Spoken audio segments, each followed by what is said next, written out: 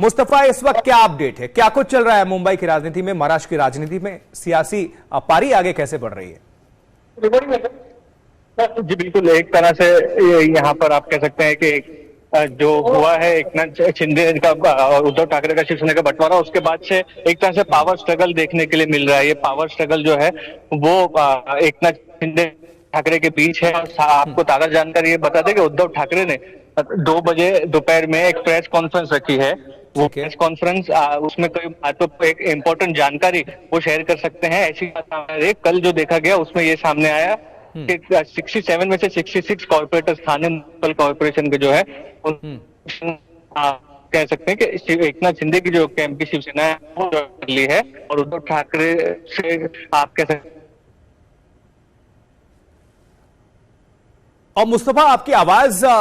स्पष्ट नहीं आ रही है, वॉइस ब्रेक हो रहा है। मैं आपको फिर से कनेक्ट करूंगा और इसके पहले मैं जरा सुप्रीम कोर्ट का रुख कर लेता हूं, अनीशा माथुर का रुख कर लेता हूं और तब तक आपकी आवाज ठीक हो जाएगी। अनीशा, सुप्रीम कोर्ट में क्या मैटर चल रहा है, कब सुनवाई होनी है और वहां से क्या अपडेट है, दर्शकों को बताएं। देखिए आशुतोष, सुप्रीम कोर्ट में जो मेन सुनवाई है वो 11 तारीख यानी कि सोमवार को होनी है, लेकिन लगातार नई याचिकाएं सुप्रीम कोर्ट के सामने डाली जा रही हैं। उद्धव ठाकरे कैंप की तरफ से आज भी सुबह जो इनके पार्टी के जनरल सेक्रेटरी हैं सुभाष देसाई, उनकी तरफ से एक नई याचिका डाली गई जिसमें गवर्नर का जो डिसीजन था, गवर्नर के खिलाफ याचिका डाली गई है कि गवर्नर जो है वो एकनाथ शिंदे को चीफ मिनिस्टर की कुर्सी नहीं दे सकते थे। जो 39 एमएलए है, रेबल एमएलए है, उनको रिकॉग्नाइज करने की जो प्रक्रिया हुई है, जो शिंदे को चीफ मिनिस्टर की कुर्सी पे बिठाया गया है, बस जो असेंबली में प्रक्रिया हुई है 3 और 4 जून को जो असेंबली की प्रोसीडिंग्स हुई है जिसमें फ्लोर टेस्ट करके शिंदे की गद्दी पक्की कर दी गई है, उन्हीं सबको चैलेंज किया गया है इस नई याचिका में, ये कहते हुए कि शिवसेना के जो प्रेसिडेंट है वो तो उद्धव ठाकरे हैं, जो शिवसेना की अंदरूनी प्रोसीडिंग्स है, शिवसेना पार्टी जो है उसका चार्ज अभी भी ठाकरे के पास है। इलेक्शन कमीशन के सामने भी उद्धव ठाकरे ही पार्टी के लीडर है और जो रेबल एमएलए है उन्होंने किसी दूसरी पार्टी के साथ मर्जर नहीं किया है। तो फिर कैसे कर सकते थे गवर्नर ये काम कि एकनाथ शिंदे को अप्रूव कर दिया जाए एज चीफ मिनिस्टर? कैसे हो सकता था कि इस तरह की असेंबली प्रोसीडिंग हो गई? तो ये सबसे जो नई याचिका है वो आज आई है सुभाष देसाई की तरफ से। उससे पहले भी कई याचिकाएं जो है, कम से कम 6 अलग अलग याचिकाएं लंबित है सुप्रीम कोर्ट में, जिनमें अलग अलग पहलुओं पर अलग अलग लीगल इश्यूज उठाए गए हैं कि क्या इन जो रेबल एमएलए है उनके खिलाफ जो डिस्क्वालिफिकेशन प्रोसीडिंग्स हैं उनका क्या होगा, कि स्पीकर के खिलाफ जो इन्होंने जो पहले जो डिप्टी स्पीकर थे उनके खिलाफ जो रेबल एमएलए ने नो कॉन्फिडेंस मोशन जारी की थी, उसका लीगल रिजल्ट क्या रहता है? क्या शिंदे इस तरह से अलग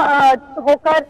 किसी दूसरी पार्टी के साथ सरकार बना सकते हैं या नहीं? क्या दूसरी पार्टी के साथ मिलना डिस्क्वालिफिकेशन प्रोसीडिंग्स को अट्रैक्ट करता है? ये बहुत सारे अलग अलग लीगल पहलू हैं जिनको लेकर लगातार उद्धव ठाकरे के जो कैंप है, जो फैक्शन है, वो सुप्रीम कोर्ट का दरवाजा खटखटा रहा है। इसीलिए ताकि ये जो लीगल पहलू हैं ये कोर्ट के सामने सुने जाए। फिलहाल 11 तारीख यानी सोमवार की तारीख लगी हुई है। हम एक्सपेक्ट कर रहे हैं कि सुप्रीम कोर्ट में कुछ तो सुनवाई होगी, लेकिन क्योंकि शिंदे ऑलरेडी चीफ मिनिस्टर की ओथ ले चुके हैं, जैसे हमारे कॉलीग मुस्तफा भी बता रहे थे कि लगातार कॉर्पोरेटर्स भी दूसरी तरफ आ रहे हैं, शिंदे कैंप की तरफ उनको सपोर्ट मिल रहा है, इसलिए आगे किस तरह से शिवसेना के कंट्रोल पर जो सारी लड़ाई जानी है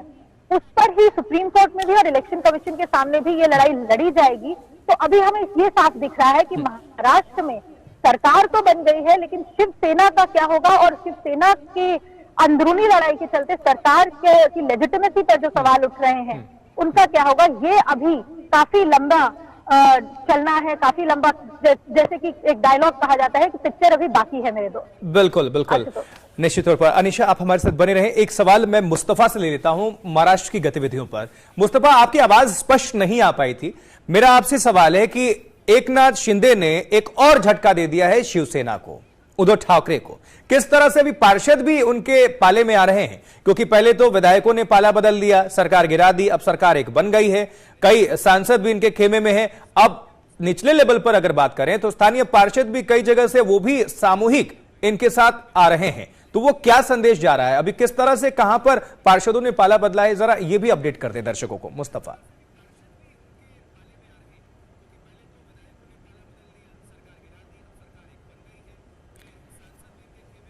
चलिए, मुंबई में देखिए सियासी जो बारिश हमने देखा था कुछ हफ्तों पहले, उसके बाद वो ऐसी बारिश थी,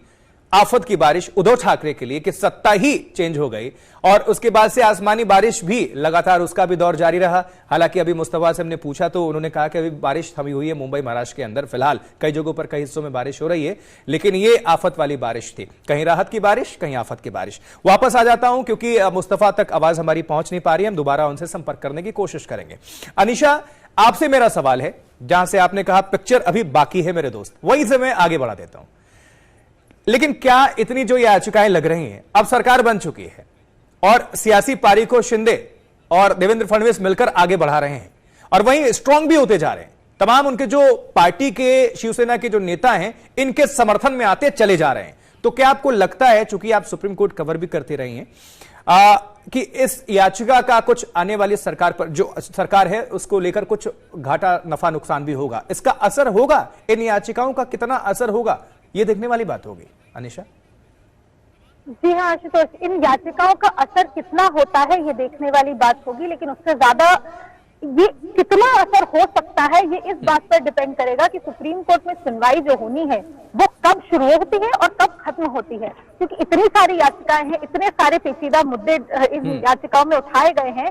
तो अगर सुप्रीम कोर्ट में ये याचिकाएं जल्द से जल्द सुनवाई करके कोर्ट कोई फैसला लेती है, और खासतौर से अगर कोर्ट एकनाथ शिंदे और उनके एमएलए के खिलाफ कोई फैसला लेती है, तब तो सवाल उठ सकता है कि महाराष्ट्र की सरकार पर, क्योंकि कोर्ट ने ये बात साफ कही है कि जो भी महाराष्ट्र में हो रहा है उस पर कोर्ट का ऑर्डर हावी रहेगा।